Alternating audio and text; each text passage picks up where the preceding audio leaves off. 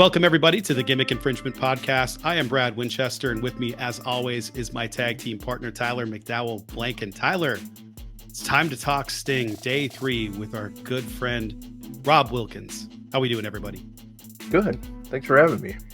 Yeah, doing great. Well, we are grateful you're here, Rob. Thank you for joining us once again. Like Brad said, part 3, we are ready and eager to discuss Sting's career in AEW. I'm going to start us with this, and then I want to pass it to you, Rob. I will never forget Brad's reaction, Brad's excitement, Brad's texts, plural. Winter is coming, 2020. Sting appears at Daly's place. He appears on AEW Dynamite. Obviously in part 2 yesterday, we discussed Sting's career in TNA and then in WWE, and how, as a lifelong Sting fan, I just wanted more from that WWE run. And then here he pops up in AEW. Rob, I want to get you started. Do you remember that debut? What were your, I'm sure you do, what were your memories of Sting at Winter is Coming? And then we'll get into what we've seen in the past 3 to 4 years. So that was a weird day for me because that was my debut for Fightful covering AEW Dynamite. Like, that was my first night. Get out. That was the one. That was the night I did AEW Rampage, or not, excuse me, AEW Dark play-by-play, and then I was asked if I wanted to do Dynamite. I was like, yeah, I'm trying to get my feet in the door with Fightful, and I'm like, sure, I'll do that. And I was just like, it's one of those things where I was actually nervous about it because I didn't really know like what I was getting into. And I remember like watching it, like doing my work, and he came up on screen, not expecting it. And then I'm just like stopped, enamored. And then after they went to commercial, I'm just kind of like, holy crap, that just happened. And then I'm like, oh, I got to write about it. Like I just remember, like I'm working. Like I completely spaced it out because I was just business mode. Yeah. Yeah. Like I went in mode, and then back to business. Just, yeah. Like, I mean, and the fact that happened like just that night, I was like, okay, cool. I wasn't expecting it. And it was just awesome. Like Dallas, Texas, where he lives, or Garland, Texas, but wherever. It was just awesome, like I knew, I mean, there was the rumors going around because of the WWE, like when it really hit, like he was going there, we knew it was going to happen, we figured it was going to happen because WWE had to pull like one of his action figures that was supposed to be coming out, like, and it was just weird, like they don't do that normally.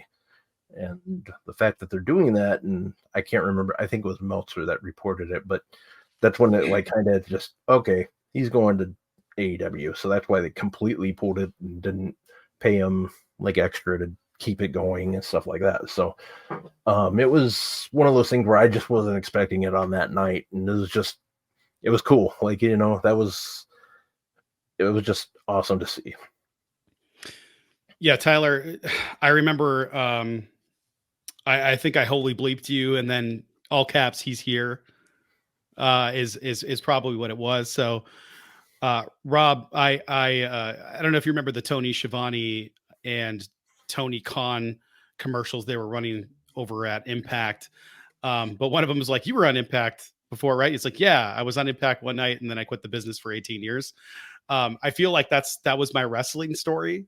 Is, I don't know, it's sort of WCW stopped, and then WWF started, or WWE started getting a little bit, I don't know, the word is lame.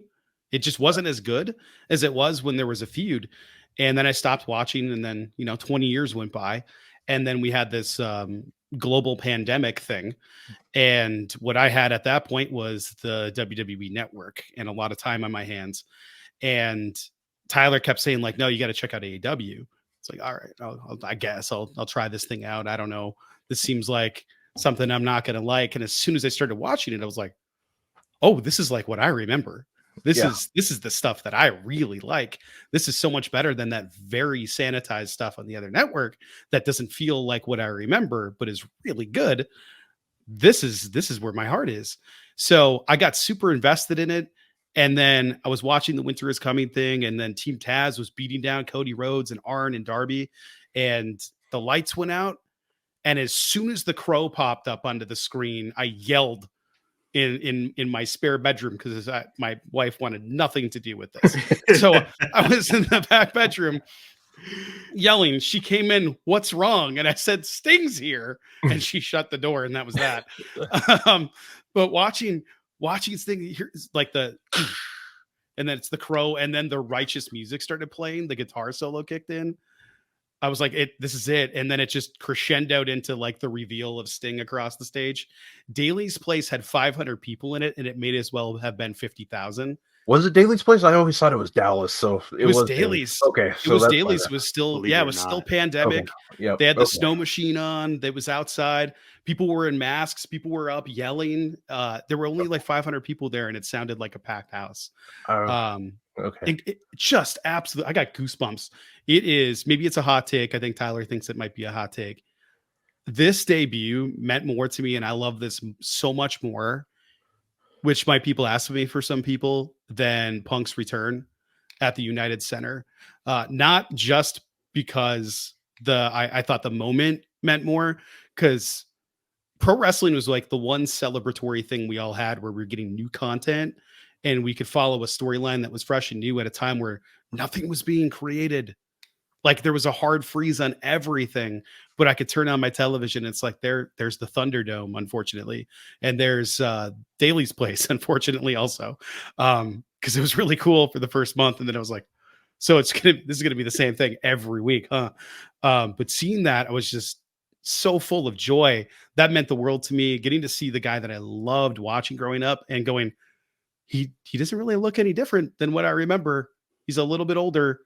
But the stare down, pulling out the bat from the trench coat, led me to one of my favorite things that's usually up behind me. But having this be the thing that returned is one of the coolest moments in the last 5 years for me. I can't say enough about him coming back and how cool that was. And then pairing him with the other guy with face paint made a lot of sense. And at the time, I thought he was going to be a manager and just sort of be there as kind of the way that Arn was for Cody at that time. And then to see him not a couple weeks ago leap off a balcony onto a guy we're calling Big Bill and Ricky Starks is just absolutely bonkers to me. Man, I'm so happy about this. I'm beaming over here. I don't know if you can tell, but I'm very happy with this. Me too. I think we all are, Brad. So that's leading into the last 3 to 4 years, the full tenure of Sting in AEW. I want to know what stands out to you guys. I have some notes here. Obviously, like you said, Brad, Sting being positioned as Darby's mentor for this full run. Fantastic choice. I think it really helped elevate Darby. And we've had some just stellar, super fun tag matches with those two guys. There was the face-off with Orange Cassidy. I don't remember which specific show it was. I know it was, I think I want to say a Dynamite, but even just having the face off between those two is something that even when Sting signed, I just never conceived could actually come to fruition. Just a little, a tiny or OC gorilla pounds. That was great audio for the audio listeners, by the way. Yes. Really happy. I gave you all 5 seconds of silence to pound my chest softly. And Brad, you mentioned it here, and then I want to turn it over to Rob. For me, it really, the conversation has to conclude with AEW Dynamite Phoenix. As we record, we saw this live a few weeks ago at the Footprint Center. Sting and Darby defeating Big Bill and Ricky Starks and becoming tag champs. I never thought that I would get to see Sting in person. It just never occurred to me like, oh, AEW comes to Phoenix, it seems like annually. The fact that we just got the luck of the draw and they chose Phoenix to have that main event, I'm still beaming over it. My favorite live wrestling experience ever. I saw my childhood hero, not just in person, but just feet from me, smashing Ricky Starks with a garbage can. Yes. I'm still so happy about it. And I believe that Sting's AEW run has been near perfect. Something that AEW does deserve credit for, in my opinion, is how they've used legends by and large. For Sting to be undefeated, for him to just have these moments and be given his flowers time after time, city after city, it's been beautiful to see, and I've loved nearly his entire run in AEW. Rob, what say you? Man, you hit around the head. They treat their legends amazingly. They always have. I mean, you look at it. I mean, Arn Anderson pulled out a gun, and we just absolutely love him for it. It's. Yeah. I mean, who could pull out a gun, and we just love him even more. And Yeah. you go from that. You have. I mean, they even made like Tully Blanchard look like really cool. Yes. And then you have just the way they've treated Sting. Sting is undefeated. I mean, undefeated. He didn't do that in WWE. He lost his first match. So, Yes. it's just amazing, like how Tony Khan has treated him and how he's treated him so well. I guarantee you, when he signed with AEW, you never in a million years would have figured this would have happened for him. That he had been treated the way he has, and that goes a long ways for how much like Tony Khan loves not only the business but how much he respects Sting, and that's a good thing. Like I've been lucky. I've been to Minneapolis has had 3 or 4 AEW shows now, and I've been lucky to see them at those shows. The Full Gear was their first show, and he appeared. He was in he was in Darby's corner for the MJF Darby match at Full Gear. Right. That main event was Hangman match. winning, right? Hangman beat Kenny. Yeah. At that show. Yeah, that and was then good you show. had and then the next time they were there, it was Darby versus Brody in a King in a casket match or whatever they call it. I don't think do they call it this. And Sting came out of the casket, and I remember telling my friend, I'm like, my buddy, I'm like, dude, if Sting comes out of that casket, I'm gonna lose I'm gonna lose it. And sure enough, he came out, and I was like, my God, I don't think I've like I went nuts, so like that was just something else. And that I recently saw him at the he came out with he was out with Ric Flair the last time they were here in November, so they cut a promo, and Sting's wrestled in Minnesota a lot over the years, so it was good to see him like one final time, because I'm not going to make it to Greensboro, and like that sucks. I'd love to be there because I know a lot of people going, but it's just the way they treated him is just so cool. And like you get the videos that they've made, like with him and Darby, like driving like in the desert and stuff like that. Yeah. And then the cinematic matches they did have, this so good. They were entertaining. They're still good to watch.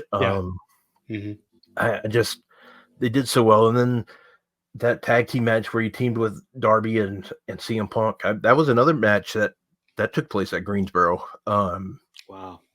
So I mean there's so many good like memories of Sting, and I'm glad we get to see him go out at a place that he deserves to go out at. Like, I mean, it's if it's not Atlanta, Greensboro is the next place that would probably be where I would say. I mean, you think WCW, NWA, Greensboro, Charlotte, one of those two places other than Atlanta, it's might as well. I mean, that's a great place. So very happy about it. I always associate him with those places as well, even though he started in California. It makes sense that it would be there. It does make sense to have Rick with him. All of those things make sense. I'm as much as I don't want to look at the giant Woo Energy logo on the screen constantly over and over and over again, and another conversation for another time. Sting, man, to have it go out on his terms, I think is the most important thing there too, right? Like there's a lot of people that don't seem to like this Young Bucks feud, and why? It's going to be a ton of fun.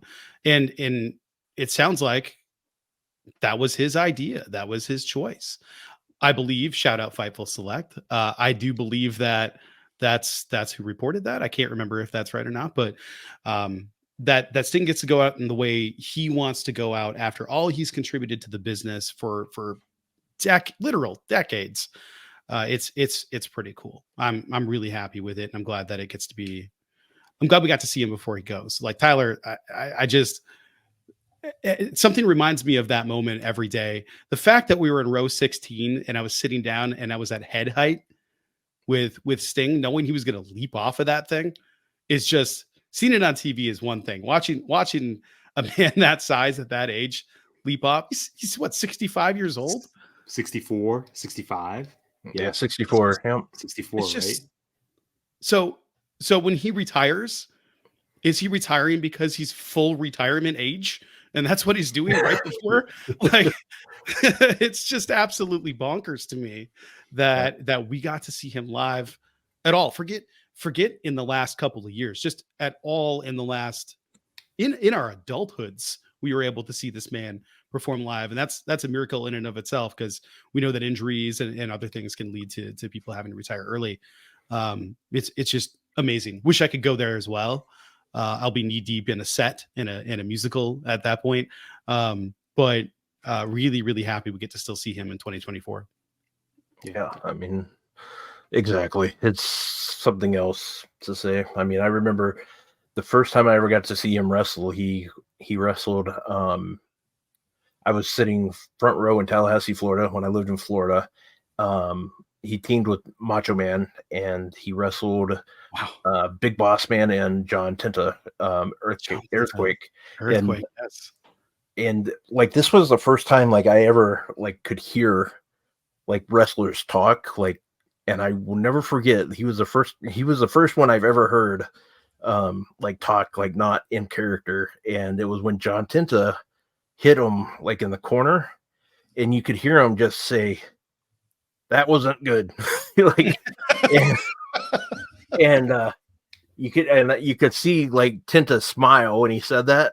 And like, that's when I realized, like, oh, they just like, that's when like I realized, like, I always knew it was scripted, but that's when I realized, like, they're just having conversations. Like, usually I didn't know that part, but I just will never forget like that. And it's just really cool. Like, just things like that. Like, a lot of my memories go back to Steve Borden, but you know, it's Sting. It's always going to be Sting, you know, like, just, yeah. And there was a lot of confusion like in that 90s with me, like, so when he's not wrestling, is he singing? Because I don't get this. You know? What do you mean he's part of the police? I don't understand. Yes. So, yeah. Yes. Yeah. That's exactly right. It still happens to me. Now, I just texted a friend actually that I saw Sting live for the first time, and it was I said classic. the same. It was the classic. Like, Yeah. oh yeah, my mom loves Sting. This was a former student actually. My mom loves Sting, and I'm like, oh no, like, yeah, no. Let me send you a video, the wrestler, but also shout out to the singer. Told my I hear students, he's good too. Yeah, told my students I saw Sting live, and they're like, "Wow, why was he performing at a wrestling event?" It's like, come on, guys, like, different guys, like, both icons. But I would be like, everybody out. Like, yeah, you're gone. Yeah. This might be a little random, guys, but to close out, I also really, really loved the match that Sting and Darby had against the Men of the Year at Double or Nothing. For some reason, that sticks out in my mind as being one of the highlights for me. It wasn't for gold or anything, but Scorpio Sky, Ethan Page, Darby Allin, Sting had a fun one at that pay-per-view. I'm so grateful that we've been able to see this AEW run for Sting. I'm grateful for you two. I'm grateful for our audience. This concludes part 3, day 3, whatever you want to call it, of our Sting series. We have one more. The finale is tomorrow. Rob, Brad, and myself will be discussing Sting's legacy. We hope you'll join us. Please follow Rob at Rob Wilkins. We are at GI Pod 19, and we will see you then.